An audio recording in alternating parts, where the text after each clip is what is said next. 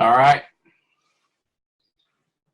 Thank you all for attending tonight, the Navionics webinar series, warming up for spring redfish. I'm Captain Stephen Fields, and I do appreciate for Engel Coolers doing the free hat giveaway tonight for one lucky live attendee. I'll be choosing that at the end of the webinar and getting in touch with you, getting your information, get you that free hat. But again, do appreciate you attending. We're going to be going over a lot of topics for spring redfish, anything from bull reds to your manageable inshore redfish as well. So a lot of stuff to go over. It's a great time of year, one of my favorites, even though there's a lot of monkey wrenches that are thrown into it from time to time with fronts in the spring. Definitely don't be discouraged if you have a slower day. These fish are transitioning. You just got to adapt and overcome a lot of this. But we'll go ahead and get started into the first slide.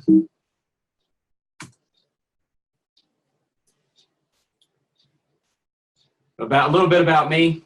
I'm sure a lot of you have attended some of my past webinars, but I'm Captain Stephen Fields, full-time saltwater guide and redfish angler. I'm out of Charleston, South Carolina. I fish the entire Southeast in search of these little critters. My guide site is charlestonfishingcompany.com. Personal site is fieldsfishing.com. Feel free to visit either of those. Put a little information up there. All right, warming up for spring redfish. This presentation is going to last about 30 minutes or so, and then we'll have plenty of time at the end for Q&A because that's one of the most important parts of the webinar for me, is being able to answer the questions and get you the information that you need. Deep bull redfish, shallow inshore redfish, what, where, when, areas to target, what to look for, bait selection and presentation. We're going to try to cover it all, but again, at the end of the webinar, we will have a Q&A time. You can place your questions in the Q&A section, and I'll do the best that I can to answer those, and usually a good time during Q&A. All right, what, where, when? There's plenty of options to go around, like I'd mentioned at the beginning. You've got bull redfish that are going to start showing up in the deeper haunts. You've got inshore redfish, of course. They're transitioning as well. Deep or shallow, you have both of those options. Live bait in the area, you kind of just try to use and time with what's coming through because everything's just now starting to come in. You got menhaden. Blue crabs are going to start molting soon, and that really turns the redfish onto a hot blue crab bite. You got a good bit of finger mullet coming inshore. All I've seen lately in the Charleston area anyway is some creek shrimp. I know when you get down towards Florida, they have plenty of shrimp inshore right now. High tide, low tide, using the tides to kind of decide where you're going to go and how you're going to go for them. All right, we'll start off with bull redfish. Again, this is going to be next month, April, getting into May. Definitely May is the bull reds really show up, especially in my area in May. It's pushing from the near shore reefs where they spent most of the winter to the jetties or into harbors and sounds. Great time of the year. It's a great bite. I'm targeting sandbars, near shore, and in inlets. I've got one pictured right here. If anybody's from the Charleston, South Carolina area, you probably know exactly where this is, but I tried to leave a lot of names and stuff off because I want to show good spots to show kind of what I'm fishing. And this is a sandbar off the jetty system, and it really depicts exactly what I fish because it is what I fish, but a lot of other areas have these same situations. Pretty much anywhere I've been that has an inlet or a jetty system has this situation. I guarantee you can pick up fish there. Not to mention, it's a good tarpon spot as well. But as you can see, I got the arrow pointed. You can see the tight contour lines. This is using the sonar charts on your Navionics mapping card on your GPS or on the boating app as well. But the tight contour lines, that's going to depict the steeper the rise or the steeper the drop. Anytime you see those tight contour lines, those are fish highways. They literally give away spots. If you look at some of your favorite spots on your charts, you're going to see these same type of scenarios. But I like the sandbars that are going to have deeper water access real close by, and this has that. And I'm going to target these sandbars when the current is ripping just over the bar and all the way to high tide until it goes slack. You definitely want some good current movement, washing the bait that you're targeting over these bars. And you're going to see probably a lot of bird action as well. High falling or mid incoming through high tide is usually a pretty good target tide to target this scenario. Focusing on the deeper water access side of the bar, as I mentioned, and fish highways. Again, the contour lines, they sell themselves. They're great. And I'm going to set up, depending on the tide movement, whether it's incoming or outgoing, is how I'm going to anchor up to fish this spot. I definitely want to keep my bait in the strike zone for the longest period of time I can. You don't want it drifting around down there in no man's land. So you definitely want to fish down current, let your bait swing with the current, because that's going to be the natural flow of the bait anyways. All right, bull redfish at the jetty rocks. This is another nearby spot. This chart picture picks a spot that I fish on the jetties. It's a bend in the jetty system. When you're fishing jetties, it's always something different you're looking for, whether it's a bend in the rocks, a steep drop, as you can see there on the screen. Again, those contour lines, those steeper rises and steep drops. There's a lot of fall away rocks right there. Just because there's the bend in the jetty system, over time, a lot of rocks get pushed and washed out. Just a great spot to hit. Your redfish are probably going to start targeting this spot early on because it's right there at the inlet. It's going to be one of the first spots they hit. And it's a great outgoing tide spot because let's say they moved up into a sound or into a harbor, they're going to fall back to these jetty systems. Falling or incoming tides, like I said, it's going to be a staging area. The current flow is important again. It brings bait to them. They're going to be opportunistic feeders here, very aggressive. Deep water access, again, we went over that. Fish highways, I'm going to keep pointing that out. And redfish are staging, feeding on bait moving through. That's just another spot, kind of like the sandbar. It's going to be your deeper water spots for the bull reds. Bridge structure. Now, I mean, this is the Gulf Coast all the way up to my area. Bridge structure is great to target for these bull reds, whether it be in the fall or the spring. Mid-outgoing tide through low incoming tide is usually pretty good for fishing the bridge structures, especially in my area. The tide direction, again, is going to decide how I'm going to anchor up and fish these spots. I want my bait going right into the structure or flowing with the current and kind of going towards where the fish are facing. I want my bait to land right in front of them and naturally flow to them, just like the bait is. Tide direction, current flow, you do want some current. And again, contour lines, fish highways. And in a lot of these situations on these bridges, there's going to be rubble or parts of old bridges around as well. You can pick those up on your bottom machines. A lot of them are marked on maps as well. This spot right here doesn't have it, but there's a lot of bridges, especially on the Gulf Coast, that I'll target that will all have sandbars at some area on that bridge that are going to have deep water around them. That's just double trouble. That's a great spot to fish. The baits I'm going to be using for fishing these deeper spots, whether it be the jetties, sandbars at inlets, or bridge structures in harbors, sounds, and bays, is going to be a Carolina rig or a live bait rig. I do mine a little bit different than this picture here. I have no problem using crimps, but I'd prefer just to tie knots. I trust them a little bit more. But I do a snail hook or a snail knot on most of my larger hooks that I'm using for these bigger fish situations. And pretty much, like I said, it's a Carolina rig. Circle hook or live bait hook, leader, sinker, swivel. And again, be sure to use enough weight to keep it on the bottom and in the strike zone. A lot of people, they'll underweight their rigs for the situation they're fishing, and it's just sitting there getting washed in the current, and the bait just falls apart because it's in the current.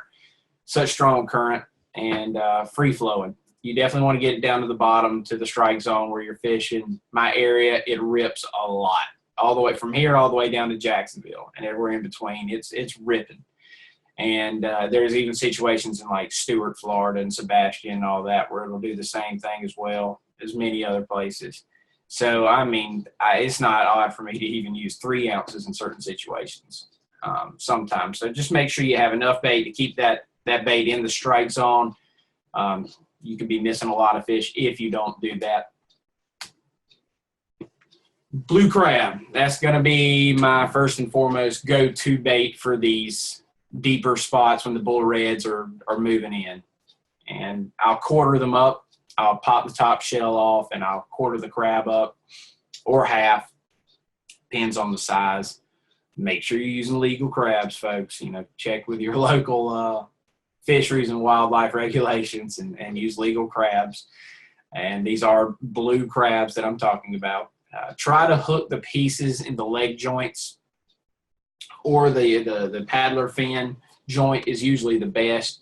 Use enough weight to keep it in the strike zone again. Usually if these baits aren't getting hit within 5 to 10 minutes, I'll rebait because other crabs are sucking this stuff out. They're cannibals. Small fish, pinfish are going to peck it to death. So I will rebait if it's not getting hit within 5 to 10 minutes. Key bait in the spring as redfish feed heavily on the blue crabs as they're molting, getting their new shells. It's killer, not just for the deeper water, your jetties and sandbars and inlets, stuff like that, but for inshore too, and we'll get into that as well. Bait selection and presentation matters. Which bait is prevalent? Keep the bait in the strike zone, fish smarter, not harder. It's as simple as that. And you do your research and your time on the water, and you're hitting a lot of these key areas that are mostly marked on most of your top spot charts. It puts you right in the wheelhouse. You'll have to do a little bit of homework, but you're going to get on it. If you spend the time out there, you're going to figure it out. But like I said, using the sonar charts, especially in the deeper water situations, really one of the only times I really can, act like I'm a bass guy and utilize those tons of those tight contour lines and stuff is these situations.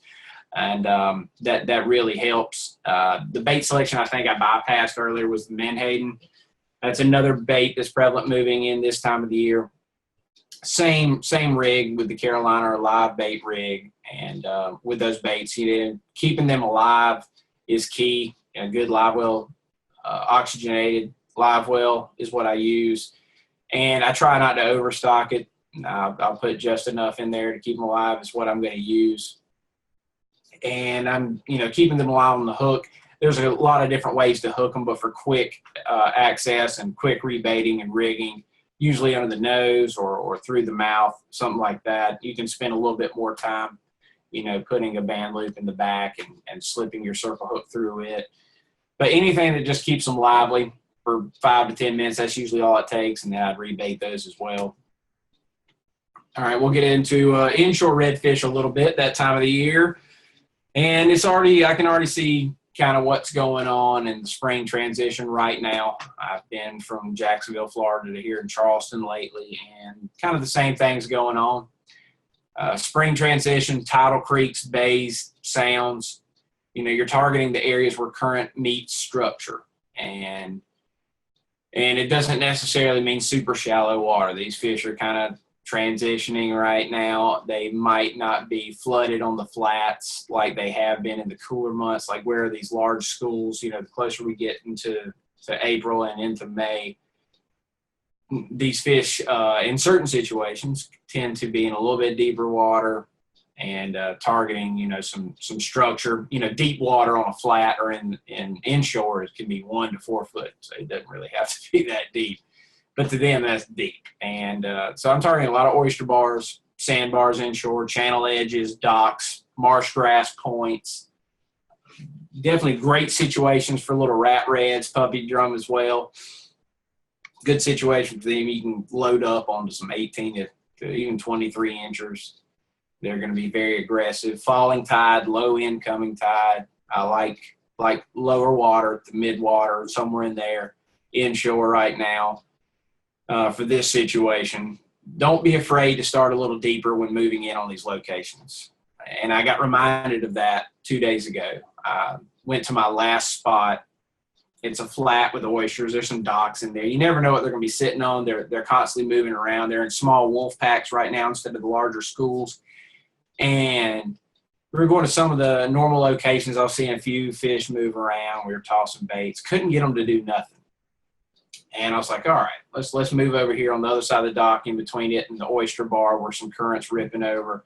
There's definitely some good finger mullet moving through. So I moved over there. As soon as I put the power pole down, I had probably about 5 reds, nail the back end of my boat. They were charging the boat, trying to go I mean, that's where they were, sitting there the whole time in about 3 foot of water. Crazy. I mean, if I'd have just taken my time and stayed a little bit deeper when moving in on this flat system, I would have probably had greater success at that spot. And it just reminded me of the transition that's going on right now, and I need to start a little bit deeper and moving in on these fish in certain locations.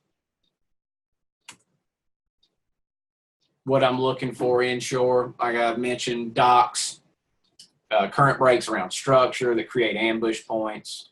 And then we'll get into flooded grass near deep water access and active structure spots. Because a lot of the same flats that you're targeting on lower tides, they're going to have flooded grass or some sort of flooded structure or vegetation at a higher tide. And they're going to be productive, at both ends of the tides. Docks, when I am targeting docks as the structure, I am looking for docks that hold water even at the lowest tides. That way fish can always sit on it and feel protected and use it as an ambush spot. You definitely don't want a dock that goes bone dry at low tide. Fish aren't going to hold to it as much as they do the ones that do hold water through all tides. So that's kind of the easy way if you're just scouting an area looking for new docks is what I do. I'll just go through and eliminate all the docks that are shown in the green like I have on the chart right there at all times. I want a dock that inches out into those contours and holds a little bit of water even at the lowest tide, whether it be 1 foot, 3 foot, 5 foot, any of that. Current breaks around structure, that's oyster bars. That's depending if you can be fishing brackish water, that's cypress knees or stumps, as well as, docks, like I said, marsh grass points, anything that creates a current break with current ripping against it and gives a little bit of an eddy for redfish to sit in and out of. Ambushing bait is going to be a key spot.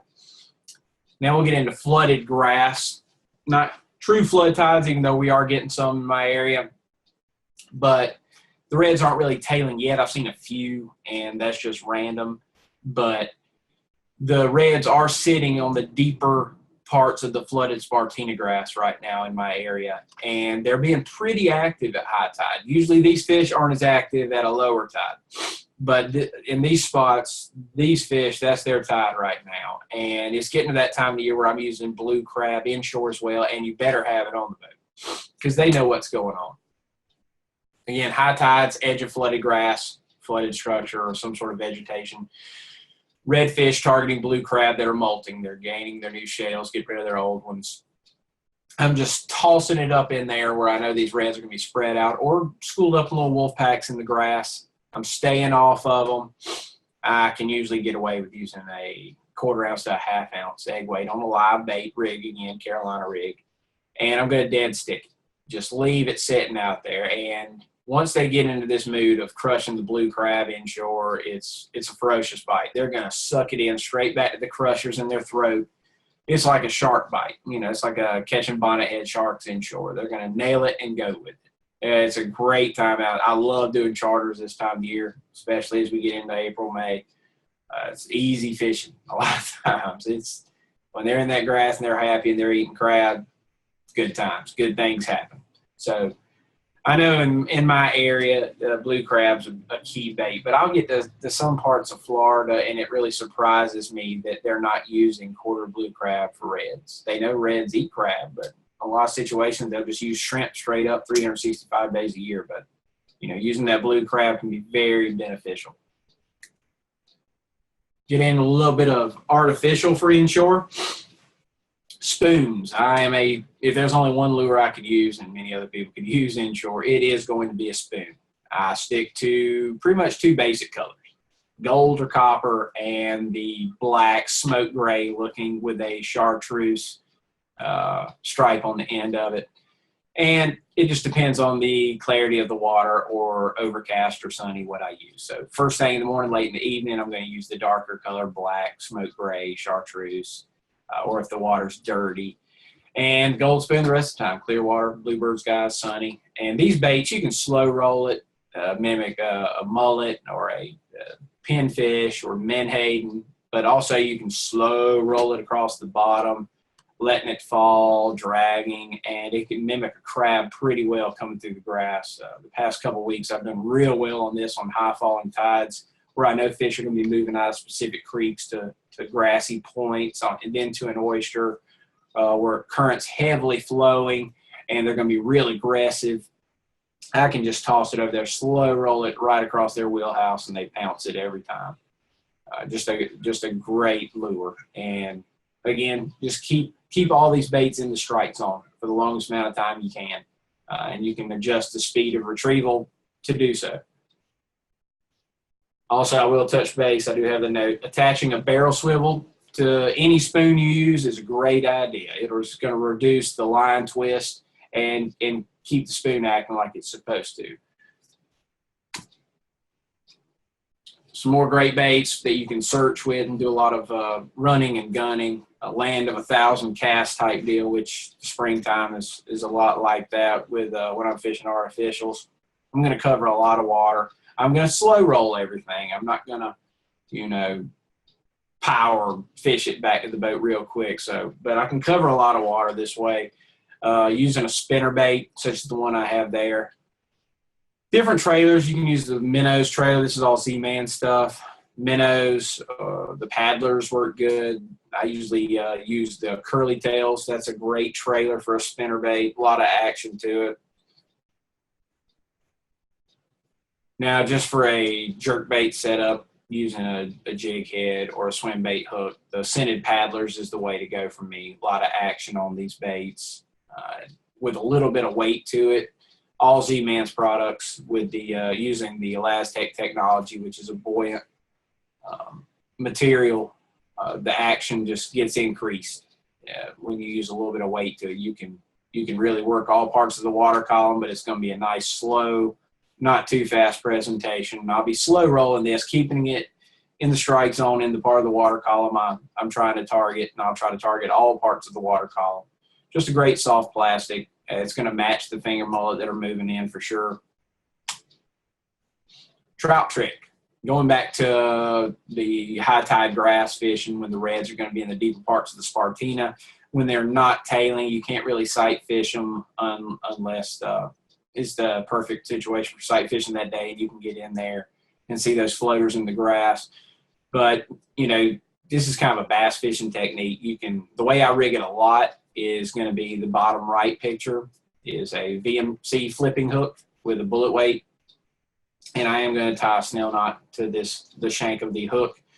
And it works real well because when you set the hook, due to the bullet weight and the snell knot onto the shank of the hook, it puts the hook in a hook setting position. You can see a little bit of that there. And using this trout trick is just a great presentation to flip the grass, slowly work it, kind of like your dead sticking it, but also kind of like you're working a shaky head, just slowly working it inch by inch in there. And it really creates some good bites.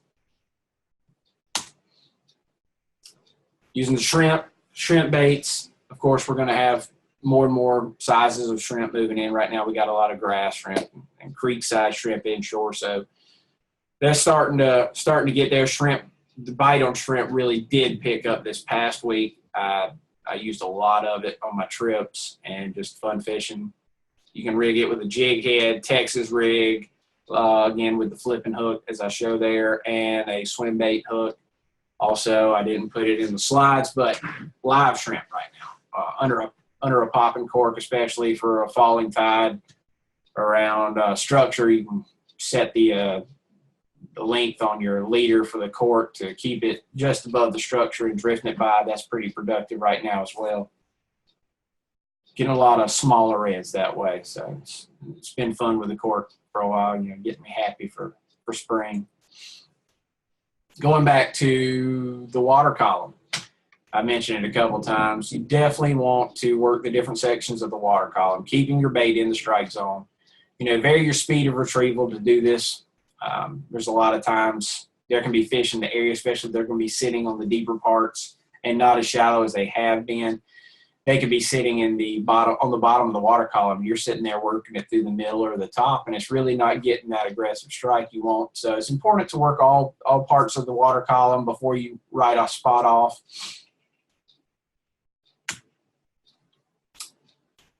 And as always, covering water. Don't be afraid to try new tactics and seek new water. Use what you already know, because I know most of you guys are pretty knowledgeable about fishing in general, especially inshore or near shore. Use what you already know. Apply your knowledge to areas and tactics.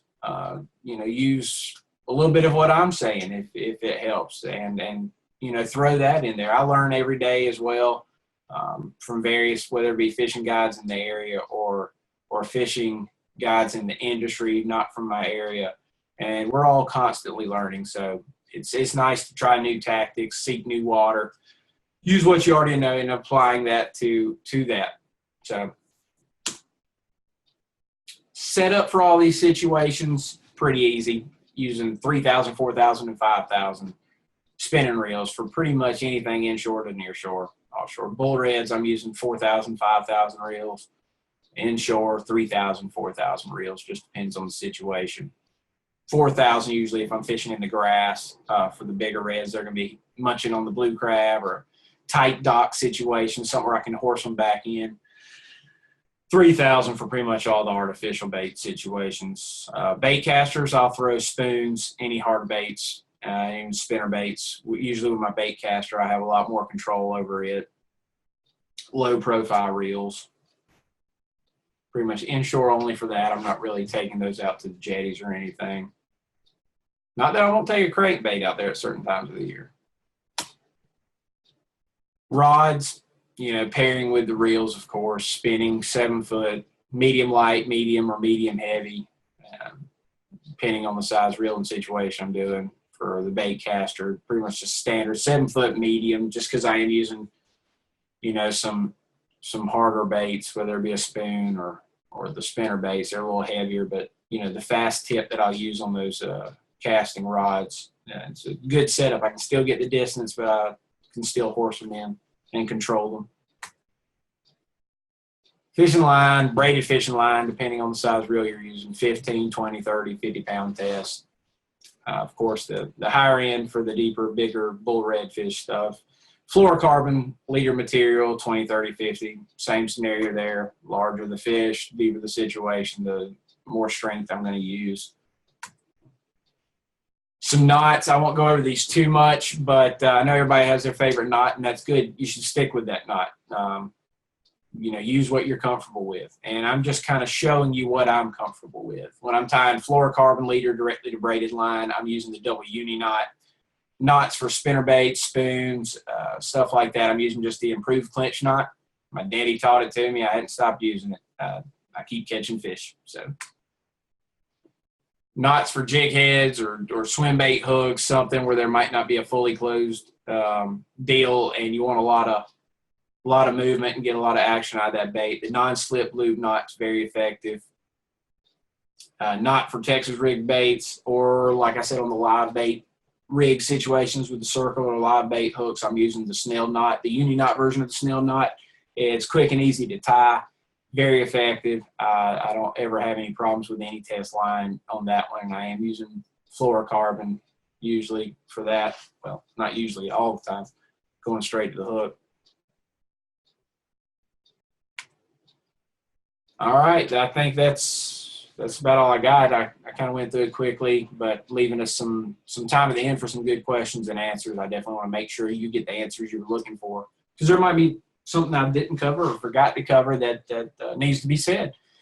But again, visit my social media. Definitely thank again for Engel Coolers doing the hat giveaway and being the co-marketer of this webinar. Appreciate those guys. Great products, great coolers. I've been using them ever since when, and I'll never stop. It just works. So to find out about upcoming webinars, definitely visit navionics.com, join the mailing list. not only do I present these webinars myself, but I register for a ton of these things throughout the year and watch them and learn a lot myself. So definitely do that.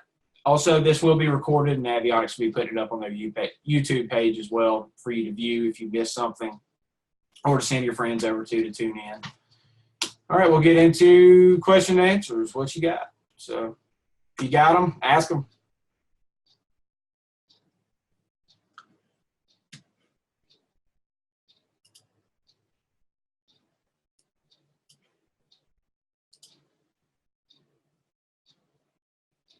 All right, Jeff Smith asks, do you chum with live or cut menhaden to draw redfish? Not really in my area. I don't. I know down in, you get into South Florida and some of those parts, they do a lot of chumming, but I've never had to here. It's just not a technique we use. Now, I'm not going to tell you that it wouldn't work inshore to do so, but it's just not something we use. But yes, it is very effective, especially on vast open amounts of water. I don't know where you're from or where you fish, but you know, those flats of Southwest Florida, it just makes more sense to chum them up there. Do you anchor on the jetties and bridge or drift? The bridge, I'm definitely anchoring up. I try to use my Motor Guide XI5 trolling motor GPS to hold me in place until the current gets too rough. Then I'll drop the anchor. But I tell you, those new trolling motors are impressive. They can hold up in about anything. I use a stealth charging system that constantly recharges my batteries as long as the big engine's running. But jetties, I pretty much use the trolling motor almost 100% of the time now. But yeah, I will do some controlled drifts and stuff as well when the tide permits to pick up reds. Sometimes you know, you're not able to sit where they're going to be. You have to work and move and flip the structure to find them. And that's when you can start busting out some artificials too to effectively work big jerk shads, paddle-tail baits, stuff like that on heavier jig heads, 1/2 ounce, 1 ounce, somewhere in there. But on the bridge, like I said, I will anchor a lot of times when that current gets too rough. How do I handle slack tide? Well, slack tide, the fish are usually not as active, especially this time of the year. They'll just be sitting. So I'll try to, you know, I do my homework. I know where these fish are going to be sitting or staging at slack tide. Bait's not really going to be pushing through for them to be, you know, very ambush feeding type about it. So I'm going to dead stick some stuff a lot of times in the general area where I know they're going to be sitting, try to get them going. Also, it's a good time to bust out some lightweight artificials, some soft plastics, and kind of work it through those areas as well. I'm definitely going to be a little more quiet, more stealthy. Again, they're going to be more aware at slack tide of what you're doing. What's your one go-to bait? The spoon, the gold spoon, as far as artificial goes. No doubt, you can use it in pretty much any situation. And as far as live bait goes, it has to be quartered up blue crab. Have you tried any of the UV baits in dirty water? Oh, thanks for tuning in, Hallie. No, I have not. I hadn't really gotten to use that yet. If you get to use them, let us know. How do you decide which jetty and where to fish the jetties to start fishing? Again, top spot maps. A lot of times you're going to point out a lot of these general areas. Pretty much use anything you can at your disposal, whether it be a paper chart and your Navionics boating app, or the Navionics charts that I have on my boat. Using those sonar charts, the 1-foot contours, that's going to be key in dissecting an area. You want something where those tight contour lines are close to a bend in the jetty rocks, the tips of the jetty rocks, sandbars near the jetty rocks, any of those type of situations kind of give you a general starting point on the jetty system. It's kind of like just fishing a straight bank. You know, you're looking for something different, you know, and that's why the fish are going to be sitting there. If you're fishing a river system without much current, what would you look for? Puppy drum? There's even if there's not a lot of current, there's still going to be a little bit of current, and whatever lives in there, I'm going to be looking for, whether it's puppy drum or rat reds, whatever, you know. And a lot of times in those river systems, I don't know if this is what you're getting at, but we have a few around here that are brackish, and there's going to be more striper and catfish and largemouth than there are reds, but I'll start fishing it like I'm bass fishing. How does water clarity affect lure selection? Well, it'll affect color, of course, depending on the situation, whether I'm going to go a hard bait or soft plastic. Just depends. So let's say I'm just using a spinnerbait or a spoon, which is what I'm going to be using 90% of the time when searching, especially at higher tides. How does water clarity affect that? If it's dirty, I'm going to use something more opaque, which means light is not going to shine through. It's going to be more of a solid color. It doesn't necessarily mean it has to be black. I mean, it can be a solid white, and still effective. Something just a solid color. But for me, it usually is going to be a black or a smoke gray type of color. And in clear water or bluebird sunny skies, yeah, I will use something a little more translucent. A lot of times with the baits nowadays, it's half opaque. The bottom is solid, and the top is going to be more translucent. Give it a little bit of flash.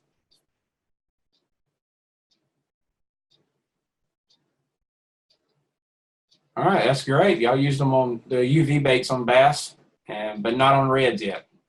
Yeah, you might have forced me to go online and order some of these baits.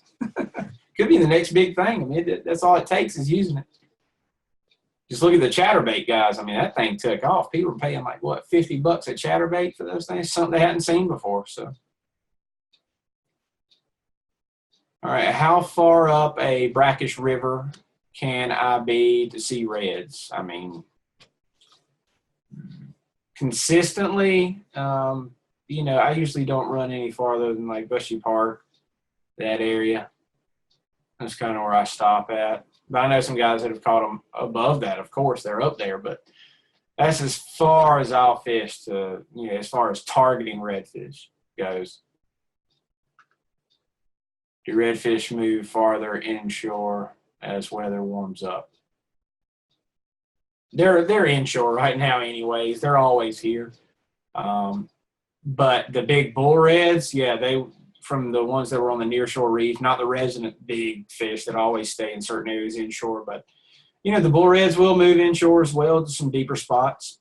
And like I said, the bridge, the sandbars in the harbor, whether that be on the ledges of the channels or whatever. Are you just letting the live bait sit on the bottom for the bull reds at the bridge and jetties? Yep, that's it. Dead sticking it. As long as I got enough weight to get it in the right spot, that's all it takes. Like I said, 5 to 10 minutes, and that's a lot. When it's a hot bite, 5 minutes going without a bite, I'm checking and rebaiting it because something's got to be wrong. How do you judge the weather before heading out to the jetties? I use a lot of different apps. And I use the Navionics boating app for the weather. I'll also pair that up with a couple other like a buoy weather, as well as like just using the NOAA website for marine weather forecasts. I'm not going to go out in anything, definitely nothing like 3 foot or more. 1 to 2 foot seas is usually pretty nice, especially with some prevailing winds. Which river in Charleston is your favorite? Why is the Ashley not targeted as much? I mean, the Ashley can be tricky to me. There might be some guys out there laughing right now. I'm like, man, I wish I could get you on my boat. I can school you in the Ashley. And they probably could, but the Ashley, it turns on for me for what I do in that river every now and then. It's not consistent for me. So I will target it mostly in the fall or early winter is when I go in there, when I can get some, black drum. The trout bite's pretty doggone good. And some redfish as well. It just fishes different. A lot of creek mouths with some deeper stuff. Not a lot of sight fishing going on. You can kind of throw some bass fishing techniques in there too. I'll crankbait the banks up in that river. But my favorite river in Charleston, it's close because on the time of year. It's wintertime, definitely the Stono River. Warmer months, Wando River, no doubt. Oh, thanks, Allie. The UV is actually a spray, not a bait. Crawfish and garlic. Can't go wrong, garlic. Just don't spill it in your boat. I mean, I had one boat 3 years ago. That smell never got out of there. That guy that owns it now is probably still fussing. But it does work. It's effective. Awesome. I'll have to check into that then.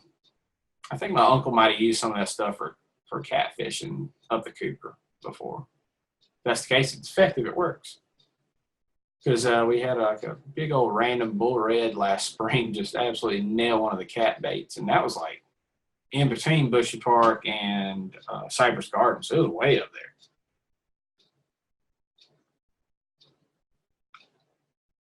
All right.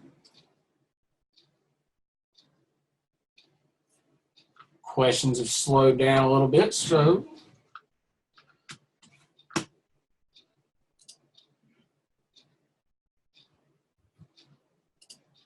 I'm going to select the name real quick for the Ingle Coolers hat giveaway.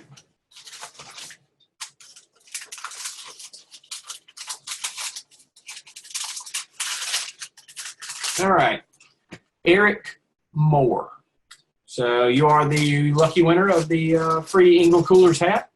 If you don't mind sending me a message in chat or in Q&A, and I'll shoot you back my email address. Just send me your shipping information, your name, and we'll get that out to you.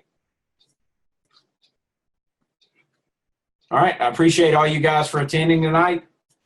I look forward to speaking to a lot more of you in the near future, in the future webinars I do. But in the meantime, again, tune into more of these Navionics webinars that are going on. Wealth of knowledge out there from all the guys and the gals that put these on.